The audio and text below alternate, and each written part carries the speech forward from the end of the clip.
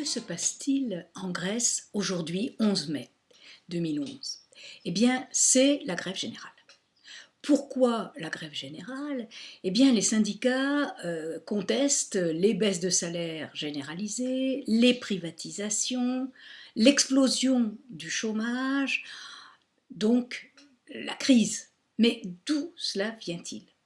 Eh bien, pour beaucoup, ça vient des problèmes de l'euro. Pourquoi des problèmes de l'euro? Parce que la Grèce fait partie de l'Euroland, que l'Euroland a subi la crise, comme tout le monde, de 2008, la crise des subprimes venue des États-Unis, et que la Grèce a fait comme les autres, c'est-à-dire que son gouvernement a essayé de soutenir les banques, a essayé de soutenir la consommation, etc. Donc a fait des dépenses supplémentaires, a fait des politiques de relance, mais que ça a pris une ampleur tout à fait phénoménale en Grèce. En effet, la Grèce se retrouve avec un déficit public qui est autour de 12-13% et avec une dette publique qui est de 152% du PIB. Or, pour être dans la zone euro, pour respecter les critères de Maastricht, il faudrait que le déficit public ne soit pas à 12,7%, mais soit à 3% du PIB, et il faudrait que la dette publique soit à 60% du PIB, et non pas 152. Donc, que s'est-il exactement passé? Que va faire la Grèce? Comment vont réagir les autres pays de l'euro? Comment réagit la BCE? Et c'est ce que nous allons voir parce que, en fait, la Grèce n'est que l'avant-garde de problèmes qui paraissent énormément plus importants. C'est le problème de la plupart des pays de la zone du Sud au début. C'est ce que l'on a appelé de manière assez vilaine les PIGS, c'est-à-dire P Portugal, I Irlande, G Grèce et S Spain, l'Espagne.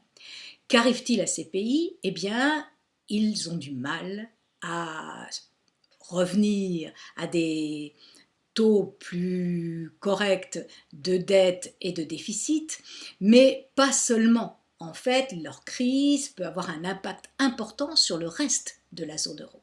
Donc voyons un peu les problèmes de l'euro et voyons ce qui se passe actuellement parce que cela va nous faire comprendre quels sont les problèmes de la zone euro, pourquoi y a-t-il quand même des avantages à ce que cette zone résiste aux problèmes et pourquoi certains voudraient en sortir.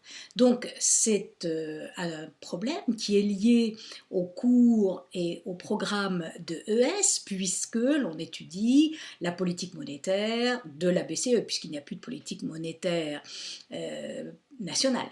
Et donc la zone euro et l'euro. Voyons les problèmes de la Grèce et essayons de comprendre comment ils peuvent se généraliser.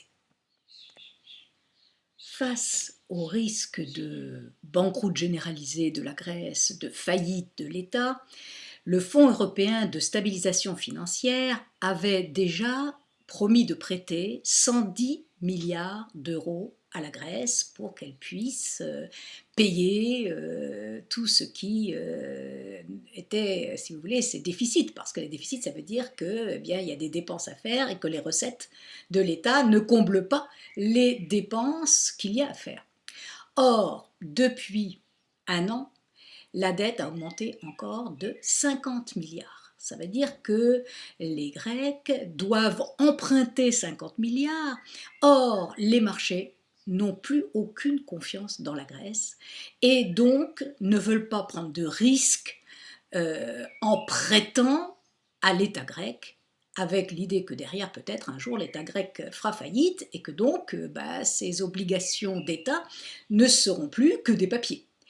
Or, il y a encore des prêteurs pour la Grèce, mais ces prêteurs exigent une prime de risque extrêmement importante, ce qui fait que si la Grèce empruntait maintenant sur les marchés, elle emprunterait à un taux de 15% en 10 ans, 15% d'intérêt, alors que l'Allemagne de son côté emprunte aux environs de 3%.